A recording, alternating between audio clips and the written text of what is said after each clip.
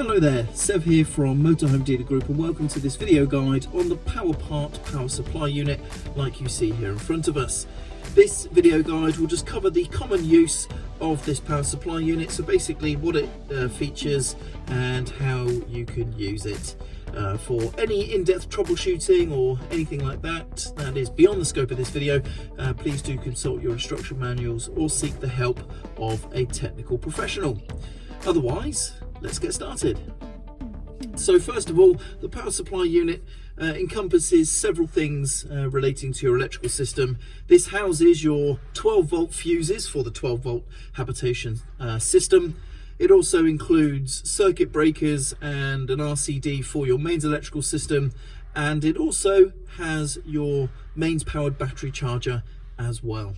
So the habitation 12 volt fuses are down here in the bottom. That's where you'll find those. The RCD and MCB trip switches are all here. The RCD being here over on the right hand side in this particular unit. And then here is, well, inside the unit is the battery charger. That is also the reason for the large amount of ventilation you see on the unit. And the on-off switch for the battery charger is right here. So whilst your vehicle is on mains electric hookup, if you do not have this switch in the on or the one position, then the battery charger will not be functioning and will not be recharging your leisure battery. So make sure that is in the on position. And that's basically what the power supply unit will do. So like I say, it has the battery charger inside. There's your mains consumer unit with the RCD and MCBs, and there is your habitation 12 volt fuses. And this is where you will go to manage and troubleshoot any electrical issues you potentially have.